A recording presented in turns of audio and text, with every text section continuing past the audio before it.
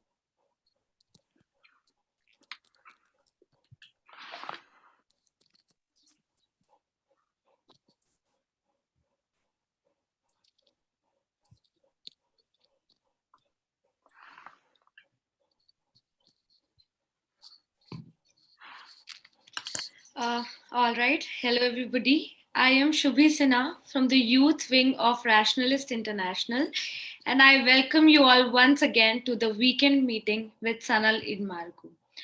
Before we start the question answer session in another minute, let me briefly make some important announcements. We are planning three major conferences in the coming months. So, the first one is the Indian Rationalist Conference will be held on June 5th and 6th, both Saturday and Sunday. This conference will be a Delhi based event and the participation is online.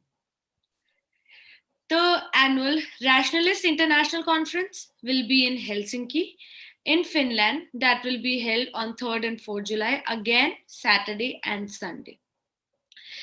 The last major conference that we are having is the annual Free Thought International Summit that will be held in London, and the dates are 7th and 8th August. This summit also is on a weekend, Saturday and Sunday. More details about these conferences, the list of speakers, and the information for registration will be announced soon. You are cordially invited to register and attend these three important conferences. Meantime, please remember the dates, which is 5th and 6th August, Indian Rationalist Conference in Delhi. 3rd and 4th July, Rationalist International Conference in Helsinki, and 7th and 8th August, Free Thought International Summit. Now let us begin the question answer session with Sanal Edamaruku. I welcome you, sir, and we have some very interesting questions today. Let me start with the first one. The first question is about the controversial new statement of the Pope about the same sex union. Earlier, the Catholic Church gave an impression that they would approve the rights of individuals regarding their sexuality and togetherness. Now they seem to have changed. So, what's your comment? And this question is from Abhijit John from Jharkhand, India. Well, we have earlier discussed the same question in a different context when Pope Francis spoke in support of same-sex union. But things are different now because, as usual, the Catholic Church cannot change its fundamental position because it's a big institution, a big corporation based on certain fundamental faiths, and it insists that, well, same-sex marriages we cannot approve. Not even, no question of anyway, a woman becoming a priest. But at this moment, the fundamental question is worldwide. Last 25 years, there have been a lot of awareness. There's a lot of change in our attitude all around the world, which very clearly made a clear respect for the choice of people, the rights of people, and that has been accepted by all civilized society everywhere in the world. European Union, for example, considers that as one of the bases to be a member of the European Union, to have the respect to the choice of people, to what kind of sexuality or sexual orientation they have. So Pope says very clearly, or the Vatican very clearly insists that, well, if they want to become part of the God's kingdom, we don't look away from them, but all the same, we don't bless their marriages. Nobody wants to bless their marriages. That's another thing, but it has an approach. That's the whole thing. The approach is very simple. That, well, we have an old value system that came from something like 2000 years back, or at least 1700 years back, from the beginning of Catholic Church. From the first synod of Constantine. If that's the beginning of the Catholic Church, they have a set of rules, set of values, and they want to insist on that. And the fundamental idea comes from Bible. And the Judaic Bible, as well as the Christian Old Testament, very clearly believes that homosexuality is one of the greatest sins that God would immediately punish. And there is a very famous story in Bible of the city of Sodom and Gomorrah, these two twin cities, where People were, I mean, the story is so elaborate. I mean, that's, not a very interesting thing, but that God or his representatives or some angels who came there found that the city had homosexuals there, and God was so angry, and then he put down fire upon the city and burned the whole city. That is the basis of the belief system. That's come from a Judaic, mythology. And from there comes the biblical idea of that this is the greatest sin. But that's only with Catholic Church, in fact. If you take the whole Christianity, more than half of Christianity is in so many different other churches. The Orthodox are there, the Jacobites are there, then the Protestants are there, the Evangelical Protestants are there, the Pentecostals are there. I mean, some of the new faith groups like the Pentecostals or the faith healers would go the same way like the Catholic Church. But the main churches, for example, in different parts of the world, where Christianity was once very powerful. For example, take the example of Sweden, Finland, Denmark, and all these countries. Here, very clearly, there is total respect for LGBT rights, and nobody is going to punish or look down upon people. If somebody looks down upon people, that's their private matter, and that's taken as very clearly like discrimination. It's nobody's business. What is the private life of people? What orientation people have is nobody's business, and church should not interfere into the private life of people. They should not bother too much about what people eat, how people live, and how they, have their, union or sexual life. I mean, that's not the business of a church. Church, if they want to do according to their structures, they can think about if people are believing in there, they can give some spiritual advices. If somebody wants, they can take it. But beyond that, when they come to politics, or especially when they want to come to morality, with a kind of morality that existed centuries back, there is a problem. But this Pope Francis, he has a double standard on the whole thing. We can always see when in his own country, where this was put on voting, whether gay rights should be approved or not, he took a position as the cardinal there, and as a pope there, very clearly he took a position against that. But later, there has been comments from him. The popes normally make a very interesting way of thinking. Sometimes they say that, evolution, we are not against evolution. Evolution is also a God's design. But later they say that, we did not actually mean that, because to satisfy a section of people, critics, the theology is like an elastic band. It can expand to fit in anything, and it can contrast to tighten anything. So they have no clear idea what they want to do. 150 years after Darwin's death, they agreed that theory of evolution, the imprimatur, the ban on that is taken away. Well, Galileo Galilei, after 400 years, they decided to pardon him. The world is moving forward, and the church is limping behind some 200-300 years back.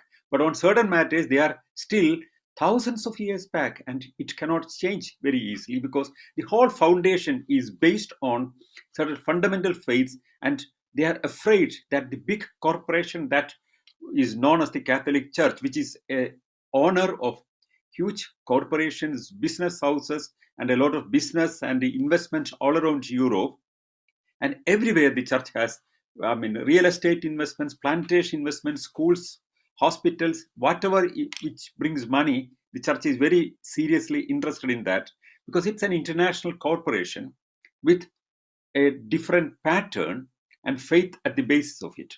And the common folk in the church is simply the kindly, the market.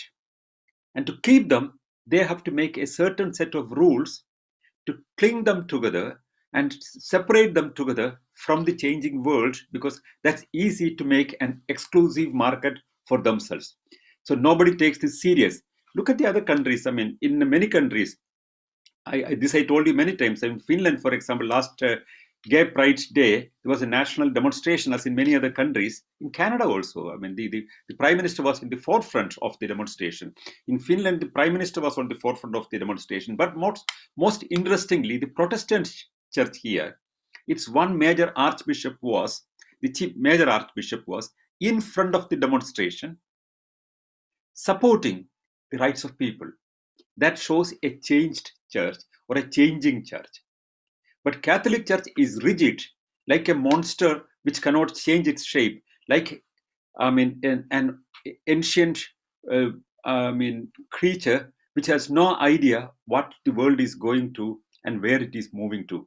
So it would remain like that, but that will, in a way, help a lot of people to come out of that, because nobody in the modern world can hold people from their freedom. The fundamental freedom is to be respected in whatsoever field people are interested in. What dress you should wear, nobody should interfere. It's your right. And what food you should eat, nobody should interfere, and that's their right. And where people should travel, it's their right. And what kind of sexuality they have, it's their right. It's nobody else's business. It's private affair. And respect people's privacy and their private choice is a part of the civilized world, and Pope is yet to understand that. We have some other question, Shubi? Yeah, I 100% believe in this. And the next question is from Samarasena from Colombo. And the question is, most of the traditional art and music in Buddhism, Christianity, and Hinduism. I want to reject religion in my personal life, but then I will miss many of these great arts. Have you identified these problems, and what is the solution to it? Well, that's a serious question. I mean, very serious question, because in the most of the Western classical music has been growing in connection with the churches, because church was closely connected with political power and the kingdoms and empires, and the money was there. So everything, not only music, but also the dances, everything was connected. The social life, everything was connected with the then authoritative structure, which was prevalent, which is on influence. So that doesn't mean that if we reject church, we need not reject classical music that came along with it. So there is a classical sentence. Well, many things in the past are embedded in a lot of faith, in a lot of beliefs, in a lot of traditions. But these are not their wealth. It's a wealth of our culture, our civilization. This is a wealth of the human civilization. And it has been in the control of the church because they have been in power. So what should we do? Very simple. It's like a baby embedded in a lot of mud and dirt. Wash the baby, clean up, and throw out the dirty water, which is the religion, and take the baby back to the comfort. So take what is civilization, what is art, what is beautiful, because that's not the wealth of the church, that's the wealth of everybody, that's the wealth of the humanity. So let people of the church also can enjoy it, but it's no more their wealth, because the societies have changed and the world has changed, and they cannot anymore keep this in their custody. I can tell my own personal example. Maybe, by the way, Shubi, yourself, you are a Kathak dancer. So you are an atheist, but you are performing Kathak dance, and which also involves a lot of religious-based, Right. songs in that. I've studied Kathakali in my childhood. Several years I spent studying Kathakali in my childhood. And me and my sister, both of us were studying Kathakali and dances. But in Kathakali, most of the stories, when it was built up 400 years back, when Kathakali was formed, it was all based on Hindu mythological stories. There you have Ram and Krishna and Ravana and all these characters. The only difference is in Kathakali, Ravana is more powerful a character than Ram, because no great artist would want to perform a Ram, but they would like to perform a Ravana, because it's an anti-status quo theater. That's a theater play. That's one side of it. The second side of it, every traditional art, when it came along with mythology, we are not against mythology per se, because mythology is enriched culture. We are not rejecting our mythology, but we are taking the divinity out of this mythology. Because when I perform, for example, when I was a young boy, I have been performing as Krishna, for example. I still remember, people have been asking my parents, who are rationalists, well, how would you justify he performing as Krishna in Kathakali while you say that this is all absurd? So the answer I still remember was very, very powerful answer, which was very convincing for me. My father said at that time, which I was personally convinced of this answer. If you are performing a Shakespeare's play, you don't believe that Othello is real. And if you think that Othello is real and Iago is real, and you perform accordingly, you will have a different approach. If you think that the Greek mythological characters, if you are performing a play connected with them, and if they think that they are real and they have real power, you would perform in a different way. But the moment you realize that it's art, you are just performing a character.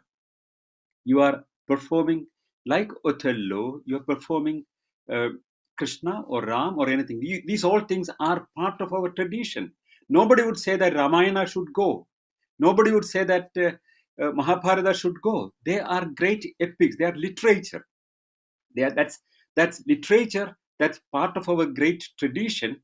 And many people have a wrong idea that we reject everything, including the traditions. No, the classical literature, the ancient literature, everything we value. The only thing is that we detach the divinity out of it and take it for the real value. That is the same case with Bible also. Bible is great literature in one sense. So if you take the divinity out of it, it's wonderful to read how people thought, how people believed. In Finland, we have a collective old mythology, namely the Kalevala.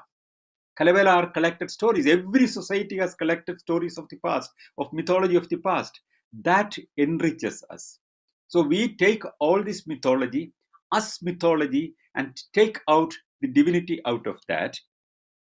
And we enjoy it. We enjoy it better than these people who want to consider it like this is divine and that's godly, because we know what is what and what is not.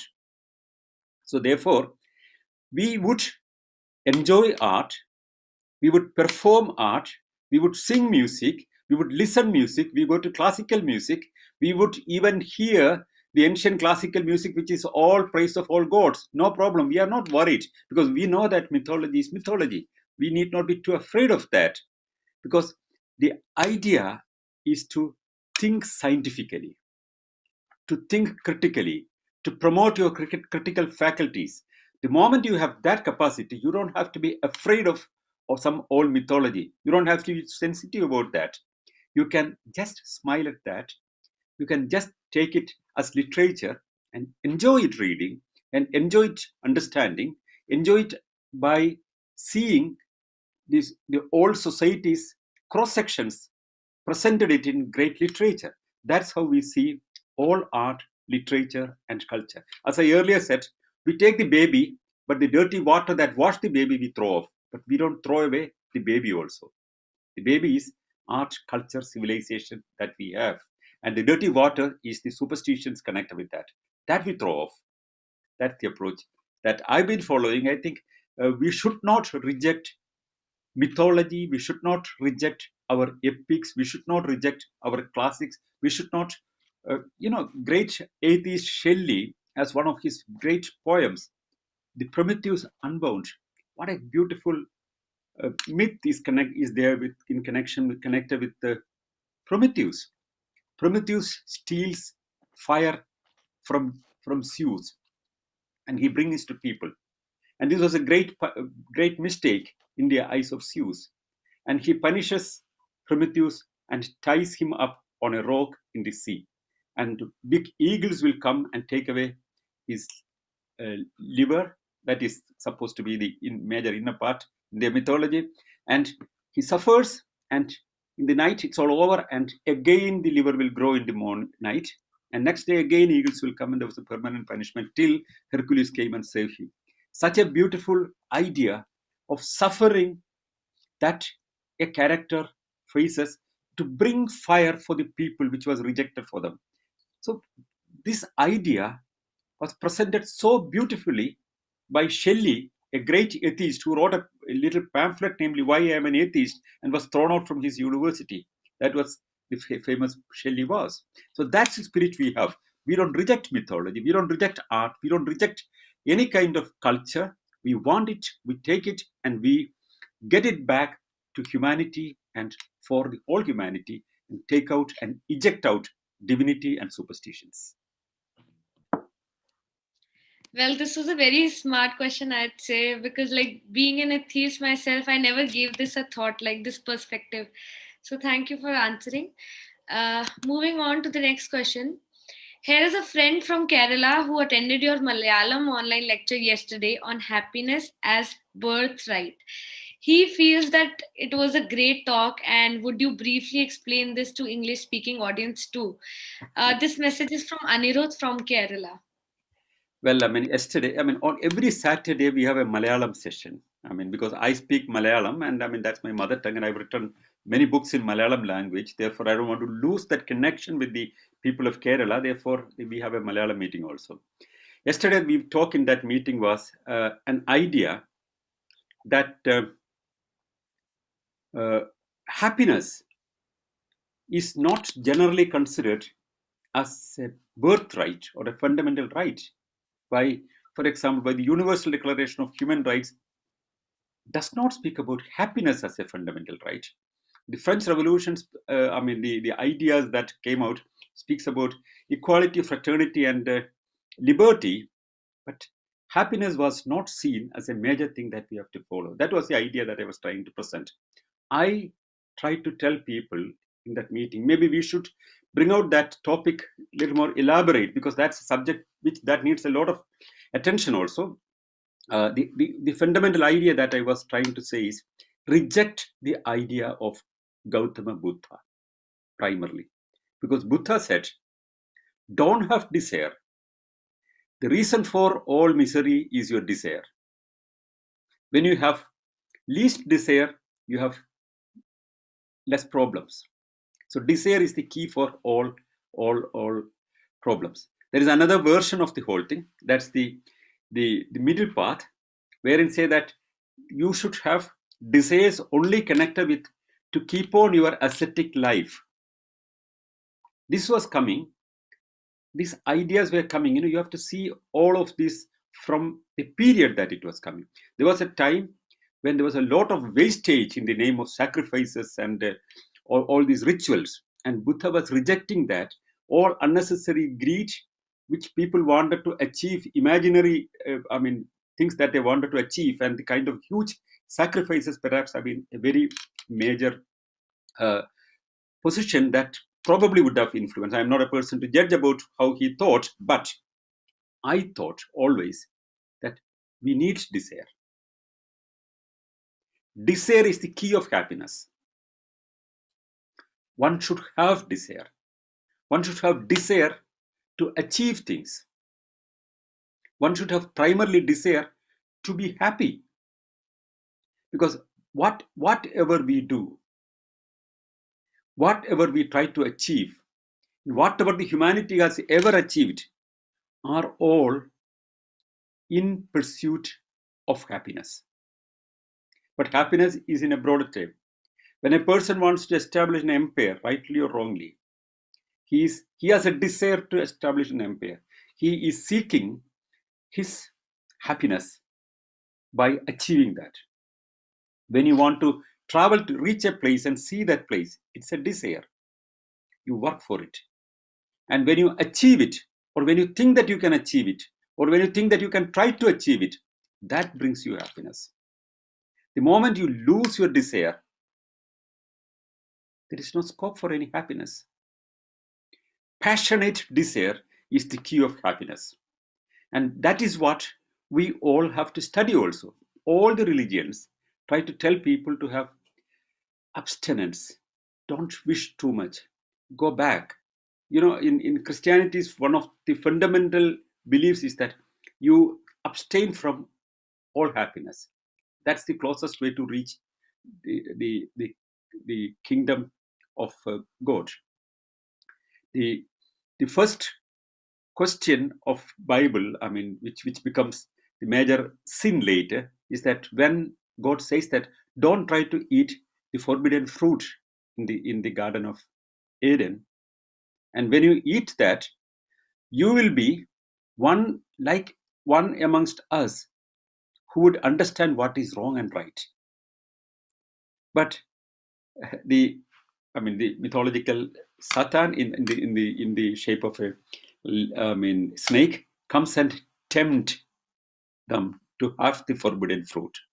And if you eat, the day you will eat, you will die. That's what was warned. But the story is very interesting, very exciting also. It promotes to have the forbidden fruit. Have it. They had it. What is the forbidden fruit? The understanding, the critical mind, the understanding that you can understand what is wrong and what is right. Your own judgment about yourself is what you are gaining out of that, and you don't die. Rather, you decide you can have a new world for yourself than in a built-up paradise. So, also going further, if you look at the lives of the nuns, I have a nun, a relative from my father's side. I've talked to her about the training that they have, and one of the major things that they have is, in Kerala, people eat a lot of fish. Fried fish is a passion for a lot of people, and they get fine meal, and fried fish is put in front of them, and they are asked to stop your desire for this fish. Look at that and don't eat it, and eat the food without that fish. So suppress your desire. That is what is asked. How cruel it is. Because why do we live? Every single thing that we try to do is trying to achieve things.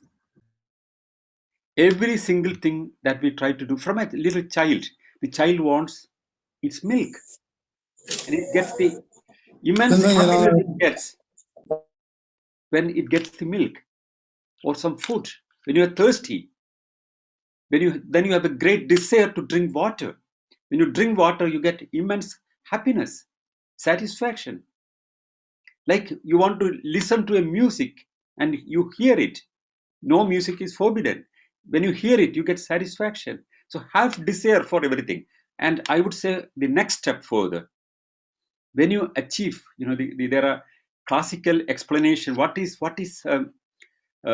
happiness? Aristotle tries to explain it. He says there are two types of happiness. One is hedonic happiness, pleasures of life. The other is greater happiness, which he says that when you have greater goals. For example, when you consider about the suffering of other people and helping them to come out of the suffering, and when you do that, you get a kind of higher satisfaction, a happiness. And when you have a greater goal in your life, when you try to work for it, you get a happiness. That's a higher goal in you. That is a kind of happiness. But in fact, these two happiness, the forms of happiness, are not separable, and they are integrally connected also. Because every happiness, the fundamental idea is you should have desire, you should have wishes, and you should try to achieve it. But then there is an issue. When your desire and somebody else's desire is in conflict, there can be clashes. That is where our common sense and critical faculty should work. And you have to understand what I can achieve. If I have the merit, I should get it. And all the same, I should also try to understand that my happiness should not be the unhappiness of some other people. That's a higher level of our understanding level. So when I try to be happy for myself, that should not be on somebody's cost, somebody's sadness. So that is our civilization has taught us to be kind, being kind. And when you give kindness, and when there is a response to that, that also gives you immense happiness. So these all are important. And when you want to achieve something, one classical question yesterday somebody has pointed out, the Hobbesian idea that when you have a greater goal, when desire is guiding you, you will never be happy, never be satisfied, because once you achieve it, your satisfaction is over. You have achieved. Then either you have a meaningless position that you have achieved whatever you wanted, and then, or you need more things to get higher happiness. It's an unending cycle. In fact, isn't that the better thing? People, for example, if a person does not have a house, isn't it important that he has a desire to have a house? He tries for it, he works for it. There are two approaches. Well, this is my fate, this is karma. That's what we are told. Both the Buddhist tradition as well as the Hindu tradition has one stream of thought of karma. In Bhagavad Gita, it's very clearly said that all your miseries are caused by your past life's deeds. But the desires are the key to achieve things, and there is nothing that follows you, haunt you from the past life or from your past. Everybody, every single person can wish things, desire things, try to achieve things. When you achieve it, you get happiness. When you achieve it, you should have further goals, try to get more. But also, in the whole process, we have to understand that we have to be careful that, for example, food is happiness. You get good food and you're happy. Everybody is happy when they get good food. But if you don't balance it, then in the longer run, you don't have happiness, because you may not be able to eat everything properly, because you may be obese or you may have a lot of ailments. Therefore, that's where you have to have your critical faculties working. You have to judge properly, scientifically, with your critical mind working, how I can keep this happiness going and what are the conditions of that. So you just don't indulge in everything, but you are carefully evaluating to have happiness, to continue that happiness, to sustain that happiness and enhance that happiness and go further into new levels of happiness. When somebody does not have a house, when he gets the first single room house, he's happy. But I would say that he should desire of the next stage, little more space, a better house. He should desire. You should try for it. When you try for it, when you have a feeling that I can do it, when you don't have desire, you don't achieve anything. Desire is the key of achievement, of personal achievement, of community's achievement, society's achievement, and the whole civilization's achievement. It's desire. When there is coronavirus, we have a desire to win over it. That's why all scientists have been working, over time to get the vaccine. When you don't have the desire, and we think that well, that's fate and we face it, there is no solution. So desire, passionate desire to achieve it. That's the key. Reject the karma siddhanta, reject the idea of abstention, reject the idea of becoming an ascetic, but celebrate your life. This is only now, here. Celebrate it fully and enjoy it properly, but careful that you don't overdo it. For example, it's like food. You overdo it, then you cannot eat properly. If somebody wants to enjoy a little wine, if he doesn't control it, he will become an alcoholic later.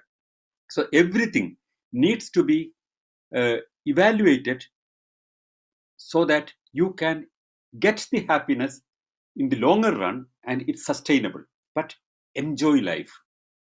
Don't be shy about being happy. Normally I know that many Indians, if you say that, did you enjoy this holiday? Well, I didn't enjoy very much, because as if it's a sin to enjoy. But do enjoy, do celebrate, have exuberance in the fullest form of it. That's what I generally advise all friends. But celebrate life. It's here and it's now and it's today. Thank you. Well, only if I knew Malayali, I would have loved to attend the session. Moving on, the next question is by Jonathan Smith from Australia. He asks your opinion about the future of secularism in India.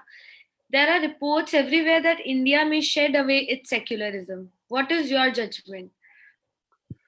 That's a very complicated question. One cannot really, there have been big challenges to Indian secularism from the very beginning. Before India became independent also, there was no guarantee that we would really become a secular nation. But two major streams of Indian nationalism was, one was Hindu nationalism and the other was Muslim nationalism. And most of the Congress leaders, like uh, Dadabhai Naveroji or Bal Gangadhar Tilak, and all these people were also radical Hindus at that time. The Mumbai Ganeshotsav, the major festival that makes the whole Hindutva in Mumbai in work, that was initiated by Bal Gangadhar Tilak, the radical in the independence movement, who was the mentor of Mahatma Gandhi. It was he who initiated that. So the radical Hindu was part of the Indian national movement at that time.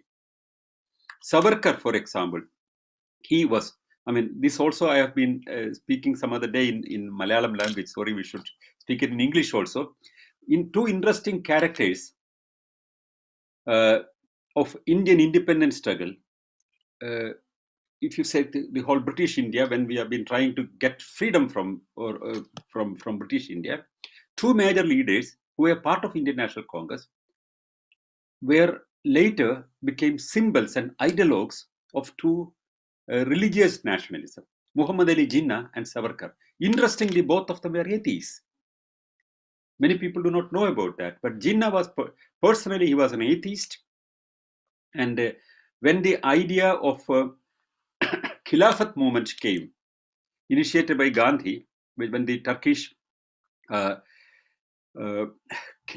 caliphate was challenged by the Britishers in the World War, Jinnah opposed that, telling that you cannot mix up religion. That was his position. When Satyagraha was brought in by Gandhi in the Congress session, Jinnah said at that time that this is political anarchy. Rather, you should have constitutional change of government. That was his idea. Then he lost leadership to Gandhi, and he left for London, and he was living there as a barrister. And later he came when the separatist movement was already on and the Pakistan movement was there. They wanted a symbolic leader, and he became the leader of the Islamic nationalism in India. There are very clear writings which indicates with the evidences that Jinnah was a very well a British trained person with a lot of British habits, which includes every day he wanted a British breakfast, an English breakfast, which included, of course, bullseyes and bacon, fried bacon, which was made of pork. And Jinnah was a Muslim, but he liked it very much. And he wanted his Scotch whiskey every day evening. And that was imported from Britain at that time. And Savarkar personally also was an atheist, but both of them became symbols of two religious nationalism, was an irony of Indian independence struggle. So this challenge of Indian secularism challenge was existing before India became independent also. But I personally feel that when I should tell my personal view, coming from Kerala and the kind of Hindu extremism coming to power, when Vajpayee first came to power, I still remember in small circles of people, we have been thinking that, India is going to be immediately now a Hindu nation and all other people will be in difficulty, and whether we'll have to leave India. That was the kind of thought many people had, including me. But that was a very liberal government that Vajpayee was running. More and more, my personal feeling is that maybe to get an acceleration to power, Hindutva was used to a great extent, but at the end of the day, on power, including the present Bharatiya Janata Party, cannot go very much in the direction of a Hindu nationhood, is my feeling. Because if they do it, because there's a big challenge, internal disputes are coming, because India has nearly 20% Muslims. And another, Sikhs and Christians and Jains and Buddhists, they all collectively make some 5 to 7% of people. There are non-believers, some 7-8% people. So something like 30% of the population would not accept that, number one. And amongst Hindus, More than 50% of the Hindus are very liberal Hindus. Only very small group of fanatics are there who would be taking it to the radical form. More and more, one sees BJP becoming more centrist in its nature, though there is a potential danger that the the radical elements can take right of it. That danger is always there, and that has been existing also.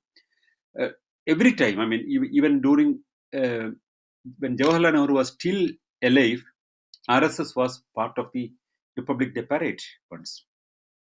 Cow slaughter was banned. First in Madhya Pradesh, when Digvijay Singh was the chief minister, that was a Congress ministry. I mean, these kind of things cannot be only connected with one political party or one political movement, but I would say that this interest of Hindu extremism is active in India, and one has to study that these elements are sidelined, and the liberal elements in the present ruling party as well as the other centrist parties are getting power, more currency, and that's the only way. I mean, this danger is always there. This has been there from the very beginning, but India has to overcome. India will overcome, is my feeling. I always feel, I mean, sometimes I said that, will India go like a Hindu Iran? Well, I think there will be elements in BJP itself who would stop that. Probably, I mean, that's my feeling, because India is historically, India has been surviving always on a kind of a plural basis. It can only survive in that form. Even Hinduism can survive only on a plural.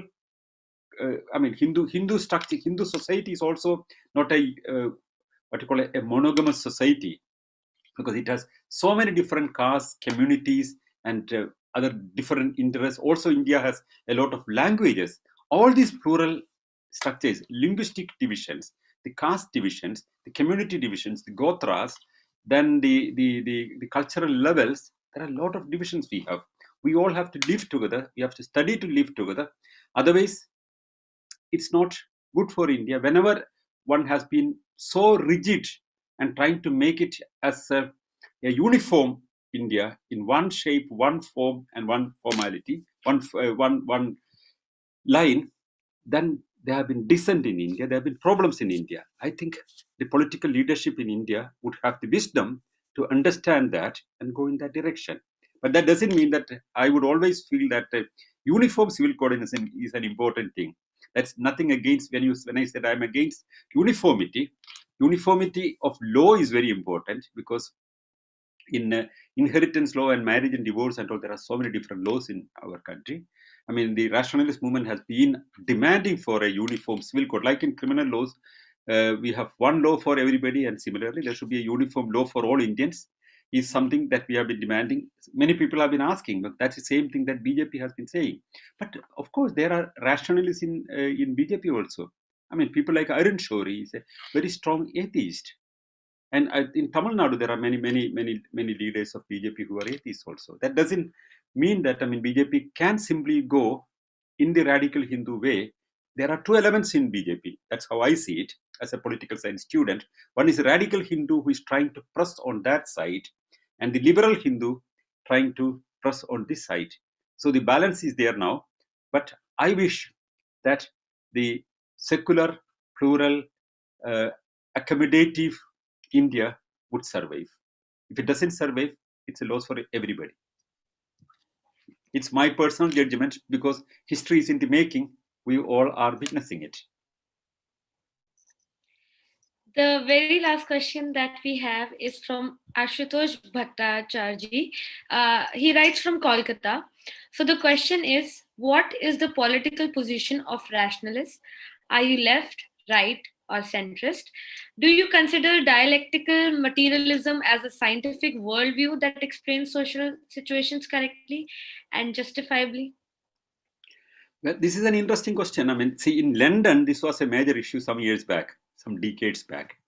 Karl Marx's granddaughter was living in London. And one of the old rationalist leaders of Britain, Annie Besant. Many people do not know that the founder of one major section of the Theosophical movement, Annie Besant, has been very closely associated with the rationalist movement. She was a close associate of Charles Bradlaugh and was the co-founder of the National Secular Society of Britain. And along that time, there have been a movement in Britain that the rationalist movement or the critic of religion movement should go closer to the British Communist Party. There was one effort from a section of people. And Annie Besant was a Fabian socialist. Fabian socialist means socialism through legislative means, not by revolution. And so this idea that, the word dialectical materialism is quite interesting. I mean, before coming to that, the left, right, or centrist, rationalist does not want to take a position as a rationalist, whether on left or right or centrist, because we try to see things on the merit of things. No matter who says, we judge whether it is right or wrong, whether it is correct or not, whether it is good or bad, and on that basis we can take any decision. Whichever political movement takes a decision, we take a rational observation about it. And no matter who said it, what is said, and whether it is good should be the criterion. That's the critical approach, and that's the rational approach. And one should not be afraid who said it, but what is said and what is being done is what is important. Now, coming to the dialectical materialism, that's an important question because there have been an effort by some people to club the idea of dialectical materialism and rationalism. And what is dialectical materialism? That's a terminology of the Marxist philosophical position. Interestingly, many people think that what is Marxism? Some people say that that's fundamentally it's dialectical materialism. That's what many people say. And believe it or not, Karl Marx never ever in any of his books, any of his articles, used this term dialectical materialism. This is a later innovation. He used dialectics, he has been speaking, and he has been speaking about a lot of other things. The fundamental ideas that is incorporated in dialectical materialism was there, but the word was not coined by him. Marx was been speaking about an economic determinism of the political structure. His idea was he was from the German school of philosophy, where Hegel was one of the major philosophical heads of those times. The Hegelian idea of how ideas are developing. The concept of Hegel was there is any idea becomes a thesis. Then against that a new idea would come. That's an antithesis. Then out of the conflict, one does not defeat the other one, but a synthesis will emerge out of that. So then the synthesis becomes a new thesis and there is an antithesis. That's how ideas develop. This is what Hegel said. And at the time, there was a major school of materialists of Feuerbach. And Feuerbach's materialism and the dialectical ideas of Hegel were mixed by Karl Marx. And that is what many people called as dialectical materialism. And this has nothing to do with rationalism, because this is a mechanical approach to understand things. But they see only conflict of two classes. Everything is decided by economics. We see society with a multifarious structure. We see social conflicts, which is not only economic. We see caste structures, caste conflict, which is not economic. The fundamental idea of Marxism is every time of history, there was society. The society had two forms of two sets of people. One was the exploiter, one was the exploited. They were in a conflict. First, there was an ancient communism. Then there was an owner and slave kind of relationship was there. Then the feudalism came, the landlord and the tenant came. Then came the capitalism, which they call the bourgeois and the proletariat, the capitalist and the worker. The industrial society was the basis of the idea. So these two economic classes were in permanent conflict, and their conflict is the reason for growth of society. And from one stage to the other, it's growth. That's the classical Marxian approach. But we try to see history more integrated and analytical. Every factor of history is important. Sometimes personal passions are important, that decides things. Sometimes private prejudices influence. Sometimes geopolitical situation which is not connected with any kind of economic interest can influence. Sometimes religion can influence conflict or social change. Sometimes the linguistic passions can interest without devoid of any economic interest. The economic determinism is the key of the idea of dialectical materialism. And classically, this terminology or historical materialism, as it is called, was coined by Joseph Stalin in a famous pamphlet, Historical and Dialectical Materialism. That's the key of the academic dialectical materialism, but that has nothing to do with rationalism. I know some people who used to argue that we are all dialectical materialists, that's the only way to understand the universe, which is a very mechanical view. They call that materialism is mechanical and their materialism is more energetic mechanism, and that is more life materialism, and that's more more active materialism is what they say. But in fact, by classifying into a binary situation where only two different conflicting classes are there, they make it so mechanical, unreal, and refusing or stopping people to understand history or understanding the social situation deeper with its different roots. So dialectical materialism has nothing to do with rationalism. This has been an old debate in 1950s, and no more anybody would be speaking about dialectical materialism and rationalism. Joseph McCabe, one of the founders of the Rationalist Press Association, which was founded in 1901, has written a brilliant pamphlet, Why Dialectical Materialism is Unscientific. That was the position that was taken by the rationalist movement always.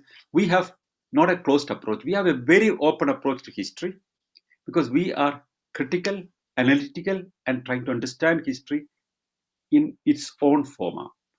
We call it analytical and historical approach that we have, and an integrated approach. Every side of history we would like to see, and dialectical materialism is no science, and science has no limitation in any little frame like that.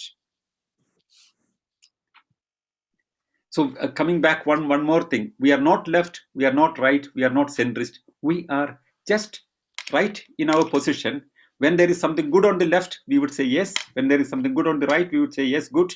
And when there is something good on the centrist position, yes, we would say yes, good. But if anybody says something not good for the society, we should have the courage and the guts to say that's not good. And that's the courage of conviction that we should have. Well, I believe this is the end of the question answer round. And now, if any of the participants want to ask something, they can raise their hand. I already see AB Ibrahim has raised his hand, so I'll unmute.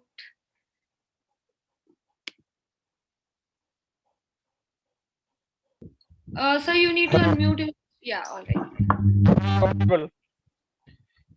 Am I audible? Yes. There is some disturbance. With regard to the uniform civil code, what you said is exactly correct. I want to say, with regard to Indian Hindu section 4 of the Hindu Succession Act 4 and 6, it abolishes now in the 2005 amendment regarding the co-personary system. Now a female can also be a partner to the co-personary Hindu and undivided family or joint Hindu family. Also, prior to in the Mary Roy's case, the Supreme Court, Apex Court, already mentioned that Christian ladies are also eligible for father's share. So the Indian Succession Act in 1956 will come. But the Shariat Act did not apply to this. If Uniform Civil Code will come, I think the Shariat Act will get the belief, the ladies in the Muslim community will get the benefit of Shariat Act. There are two schools in the Hindu law, which are Midakshara and Dwayabhaga. And now Kerala is following Midakshara, and Dwayabhaga is following only in Bengal and as well as in Assam. So I think the Uniform Civil Code will give a privilege to the Muslim ladies, apart from Christian or Hindu ladies. Now the Hindu ladies are also get the share of the of her father.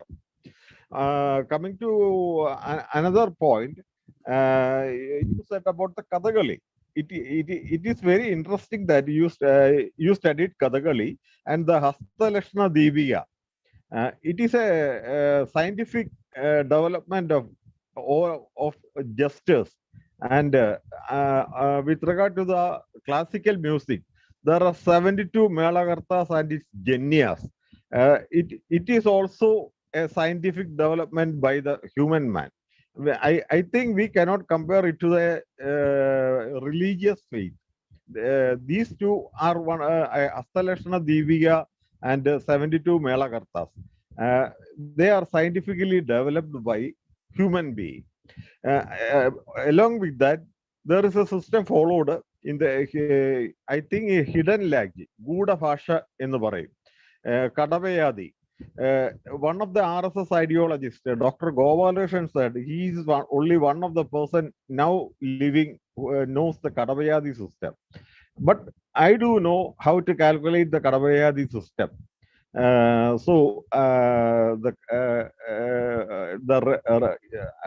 arguments raised by RSS leader with regard to the Kadavayadi, I think he's very his view is very false.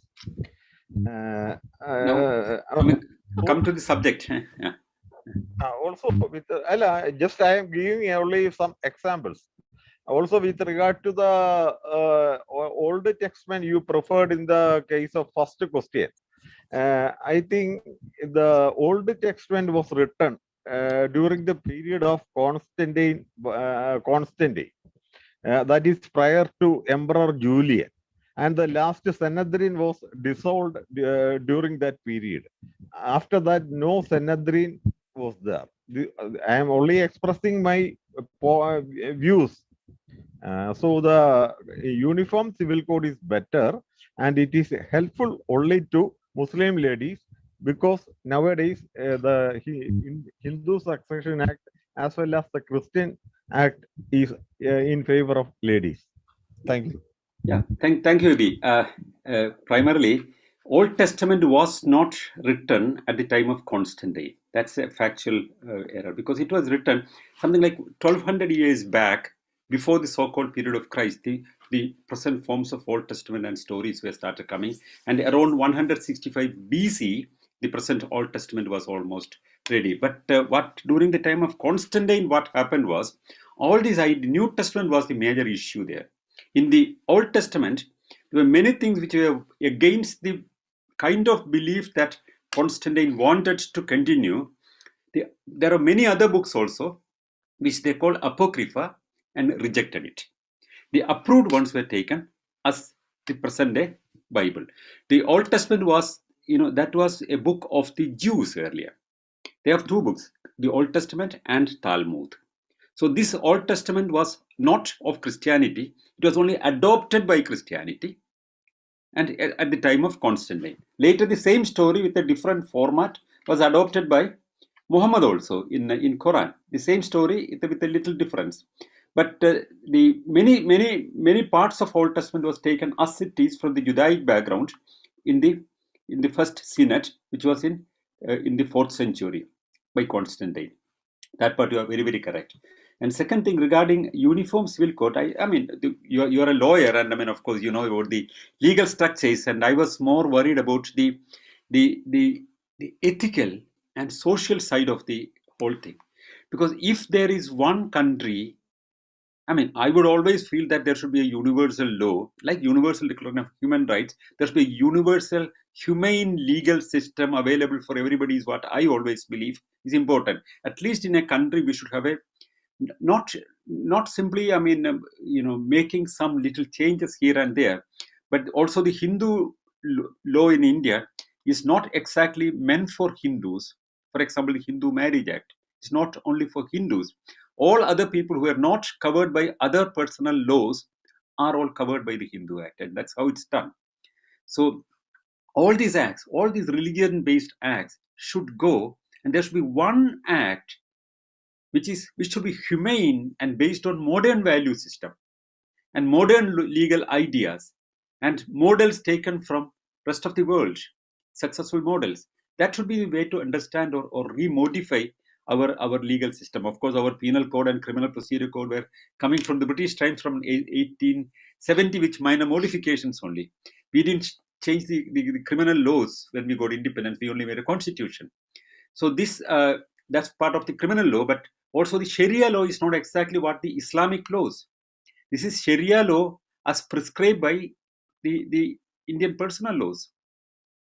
That is a different thing, and that should go, because if we are one country, there should be one humane and civilized law available for everybody, and that should be discussed, including the scholars of all religions and all communities or people without, any religions also. And rightly you said, the major beneficiary, if the Sharia law goes, would be the Muslim women, because they are the most suffering under this law. You're absolutely right, and thank you for your contribution. The next that I can see is Rathish KK. Sir, I would request you to unmute yourself. Ratish? Hi, good evening, sir. So I have a question, sir. You said this, as per the Christian mythology, Adam and Eve ate the forbidden fruit and they have decided to sex, they have kids. How about the next generation? After Adam and Eve, so could you please explain the family tree house? I cannot explain a mythology. Mythology is a mythology, and that's fun, and you can just look at that, because logically it doesn't stand anywhere. Ingersoll has made a lot of joke about that, because there were only two. A lot of interesting questions are there. Any picture that you draw of Adam and Eve has a navel, because a navel is when we are in the womb only. It's connected to your mother's uterus, and when she was born from the bone of Adam, you don't need that, but all the pictures have a navel, number one. Number two, there are only two people in the world at that time, and they have two children, and they quarreled on what kind of sacrifice you have to give to God, and one killed the other. So then there are only three people in the whole world: Adam, Eve, and we left one son. And this son has gone and made a city. And for whom? Mythology is mythology, and it's not really speaking about, it's not, if you wants to see it as reality, then there are logical contradictions. You can make a lot of fun about it. But mythology is mythology. And also, if you say that Krishna has 16, how many wives? 160,000 wives. Imagine if he wants to spend one day with one person, how many years? He would need, centuries to survive. But this is mythology. And mythology is to be taken as mythology. The moment you take all these stories as mythology, you can just see it. Or somebody, Kartha Virarjuna, having 1,000 hands. How inconvenient it would be to have 1,000 hands. All these stories are stories and mythology. And that's what I was telling. Mythology is interesting the moment you understand that it's mythology. If you believe that it is reality, well, then you have a lot of logical questions. Adam and Eve are there, and the only son has gone away. And then how the whole humanity came out? There are only two possibilities. So that logical possibility would be immoral in Christian concept also.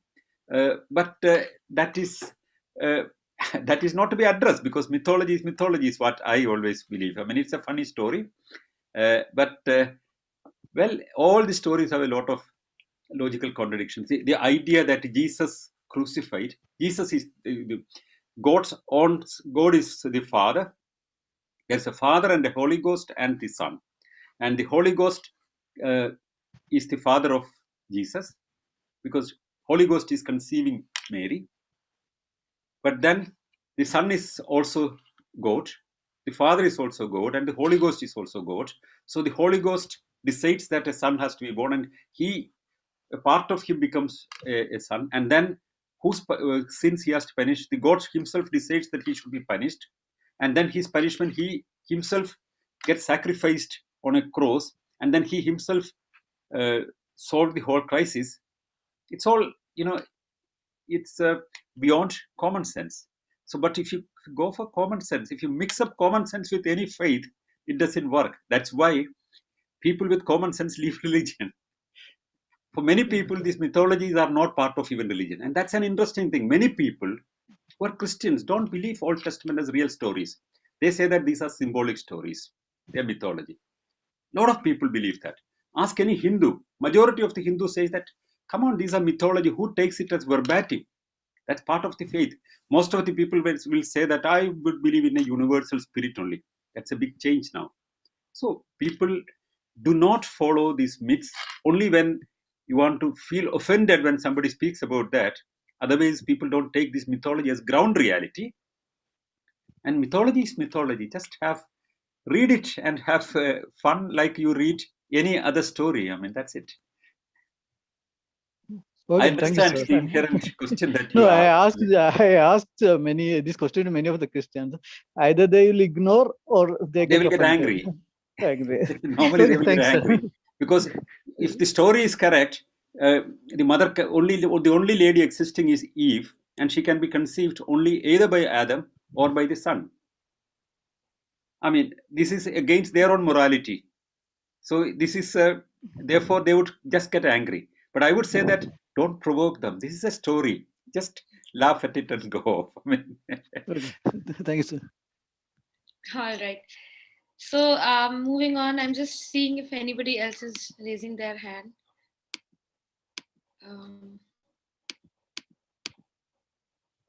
somebody else. I see iPad raising her hand. I would request you to unmute yourself. iPad would be Kunyama Matthew from Texas, I think. I mean, yeah. Yeah. Is she there or gone on? Yes, can you hear me? Yes, yeah. Okay, I have reflections on this. You said Pope is not blessing the homosexuals. One time he was going to. I think the reason is Pope or any other religious authority cannot bless man to man marriage, woman to woman marriage. In the purpose of marriage is to have children. They cannot produce children, that may be one reason, but it's their business. In my society where I live, LBGQ, LBG, these people are accepted, and I have worked with them. As I am raised in Kerala, I left as soon as my teenager, I left Kerala, and then I came to here. And in my workplace, I have to work with this kind of people, a man and man on the same work setting. They are husband and wife. Do you know how difficult it is for me to work with them? I was afraid when they touch me, I go behind her and wash my hand because I thought they are unclean, because that time there was so much HIV was going on. In that kind of people had most of the HIV. It was evident in 1981, now it is kind of come down. In male population, bisexual and gay people, still HIV is high. That's their way of life. It is their way of life. But can you see in a man couple, in gay, one person act as a woman, and that person put makeup like a woman, and other one is a man, Do you want to see your children, see your own kids, see this kind of couples? It's painful to see that. The same way women, in two women, I have met them too, and one, in the women part act as women, the man part act as man. Can you see? She is raising her leg and putting on the rail of the bed or rail of a fence. Can you imagine that? I have seen with broken heart, but I cannot act differently. I treated them as normal. I did my service to them. I don't mind. Anyone is marrying a man, let them marry a man. Any woman want to marry a woman, let them marry. a woman, but do you want your children to see them, how they behave, how these people are behaving, how they live? You know, a man act and talk like a woman. How can you conceive it? How can you understand it? A woman talks as a man and act as a man. And all the total behavior is a man. How can you take it? But LGBTQ is accepted. Their rights are preserved. They are accepted in force now. They are everywhere. I have nothing against them. But for me, in my value system, it is very hard for me to take it. I understand the pain of a person who was brought up in a traditional fanatic Christian family. And that's why this is the kind of people who are in Catholic Church. And that is why the Catholic Church cannot change, because the people in Catholic Church are brought up with such closed mind, like, I mean, you see, I understand your pain, but your pain is fictitious, baseless, and absurd. I would like to say that. Why? Because if two men are together or two women are together, the allegation that HIV is connected with homosexuality, WHO has proven scientifically and systematically that this is a lie and this is wrong. It's with documented evidence. It is nothing to do with, because you have been a nurse yourself. You know that it's not homosexuality, but the transfusion, the mixture of human, liquid, the blood mainly, and other human liquids is the reason for the exchange of the virus. It's not homosexuality. That can happen in heterosexual relation also. But you want to find a mistake in homosexuals because your religion has taught that it's a sin. But I can tell you, you said how disgusted you have been feeling, you said. I said how happy I felt when I saw a homosexual couple. That I would like to tell you. And the person was Jim Herrick, who was an editor of the New Humanist magazine, very famous writer. He was in India with his friend, and both of them were visiting India, and they have been traveling with me and all. I didn't know that they were gay couple. Later, in 2000, I was invited to Britain for a lecture, and my accommodation was arranged in Jim Herrick's home. And then they told that, I hope you know that we are a couple living together for 28 years then. I know, I've seen how tender and careful and loving they are for each other. You felt, disgusted. I felt so happy seeing how kind they are to each other, so friendly they are to each other. And I didn't care what role, what is a male and what is female in human sexuality. I don't know how you mean by that.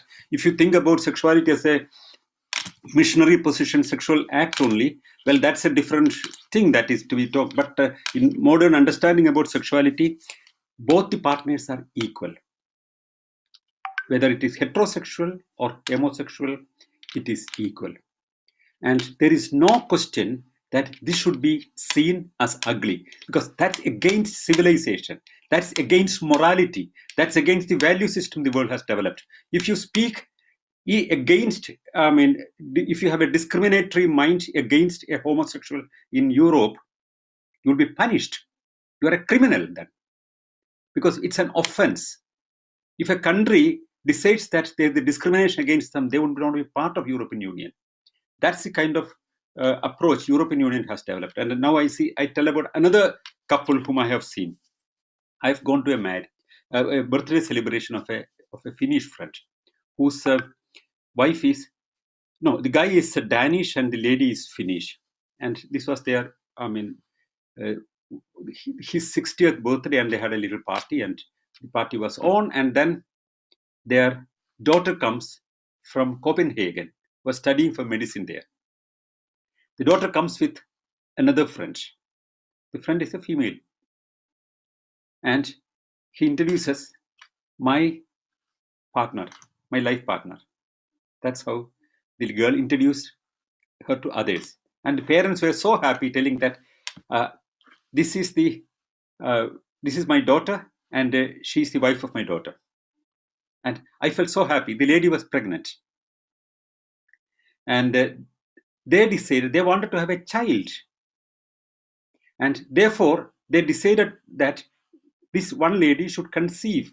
And they conceived, and everybody was happy about that. There is a changed value system in this world. There is a changed approach in this world. These kind of old ideas should not guide us, especially a person who has been working in the medical profession. Thinking about that is so horrible to think. It's like nuns who are forced to, work in a medical shop, who believes that contraception is a sin and is forced to sell a condom. And that kind of mindset is something at least a person in the medical science should not have. I think that, you are a very progressive person in many other things, but your childhood fanatic ideas haunt you. That is the mistake that Catholic Church is doing amongst a lot of people. But luckily, there are a lot of Catholic bishops and many priests are asking for a change in the whole structure. There are gay bishops. And also, I know that in Finland, for example, the major church, they are supporting LGBT rights. The Archbishop was in the demonstration in support of LGBT rights. And the whole world is moving, and you cannot live in 14th century or 15th century and impose that value system, and should not look at people with discrimination. If you think that somebody is bad, ugly looking, my children should not see them. Go and ask your children to close their eyes and sit somewhere. Because that's not what we want. We want people to be open-minded. Ask your children to see them, understand them, not to have discrimination against other people. Some people were feeling so bad about black people. Oh, I don't want my children to see black people. One would say, that times are over. That times are over. There is no discrimination. There is no discrimination possible in a modern world in the name of race, in the name of caste, in the name of religion, in the name of sexual orientation, in the name of any kind of weakness, in the name of age. We are living in a modern world where equality prevails no matter what. That's none of your business what they do. It's none of your business to think and advocate against them. It's their right and their right to do what they want, and we should be able to respect that. I'm sorry for very, very strong on that point. Shakti? I want to add, I still believe... Please. Another person, let's move on, because we should not have a dialogue on this point. Because your position you have expressed, you feel so disgusted about that. I said it's a very bad thing that one feels disgusted. You as a civilized person, you as a person living in United States should have a broad mind and should have tolerance to, even if you personally don't like, you cannot speak hatred or disgust or discrimination against other people. You have to study to respect people. I would also like Sanal Edamaruku to unmute herself. Yes, you can call me Shakti Shubhi, but thank you. I just wanted to come in here. The person who asked the question previously talked about the transition of her thoughts. I mean, she was once homophobic, but she has overcome that, she said. But few things which were said, I just like to comment. I don't have a question, but just like to comment. I have been married to my husband for 16 years now. And I think there was a comment made that the reason why people get married is to have kids. I do not think so. There was a point in my marriage where I thought I was not going to have a child because we felt complete in each other's companionship. Why people get married and reasons for people to get married ideally should be for companionship and whatever gender they wish to get married to. And then there was also a comment made that would you like your kids to become a lesbian or a homosexual?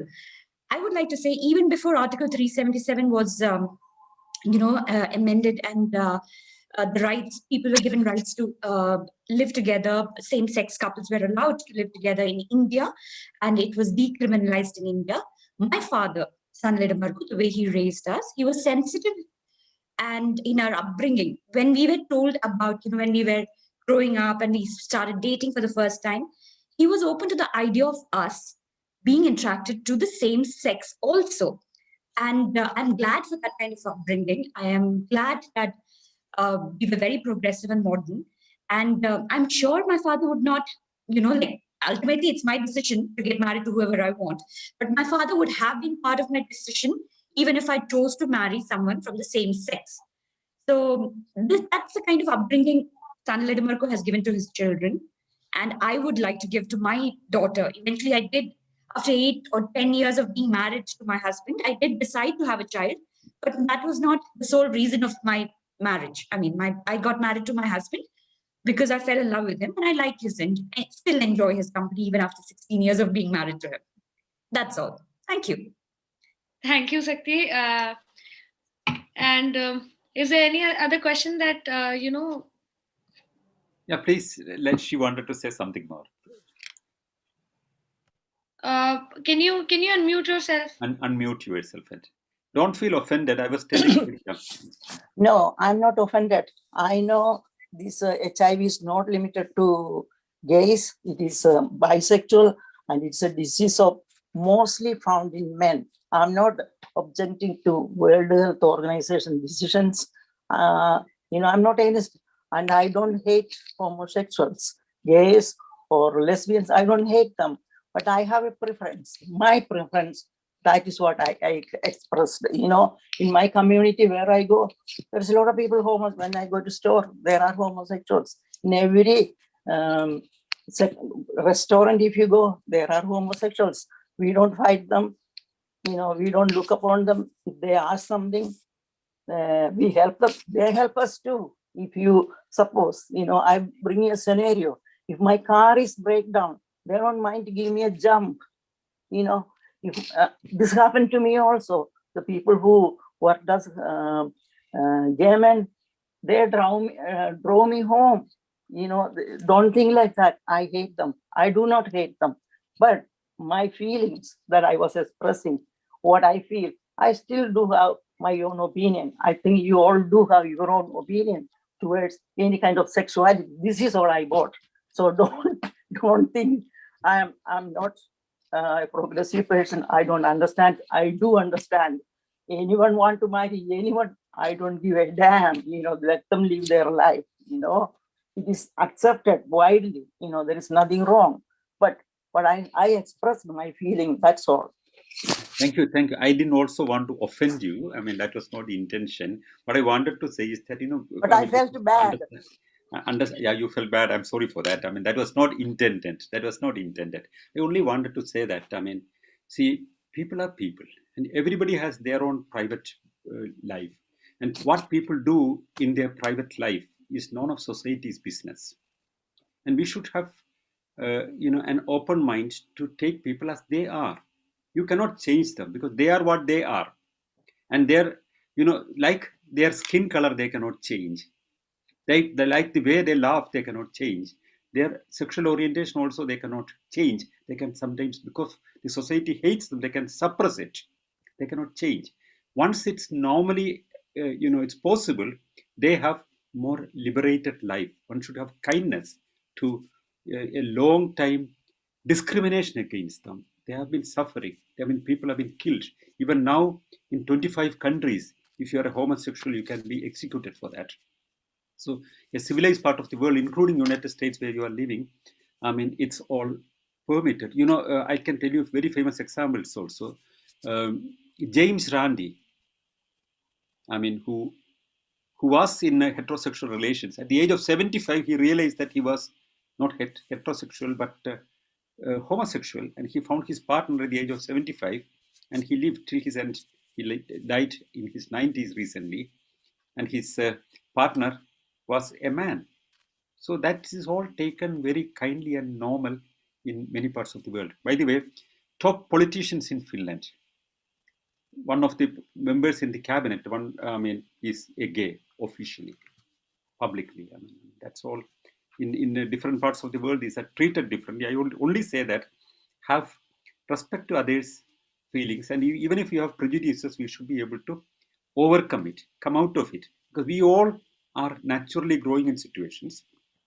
The prejudices that the society around us give us follows us, and when we come out of it, when we overcome it, then we become more humane in the whole thing. So there is no conflict in the whole thing. I only wanted to express a strong view. It was not speaking against you, but was generally trying to give the kind of atmosphere that we have to build up. Thank you. Okay, thank you. Don't feel Here offended. also in politics and as well as in medical system, doctors are gays too, nurses are gays too, politicians are gays too, Yeah. anger people are gays too. There is nothing against them. I have I'm not against them, and I think that we are both in same way of feeling. So I want to just clear it. Thank you.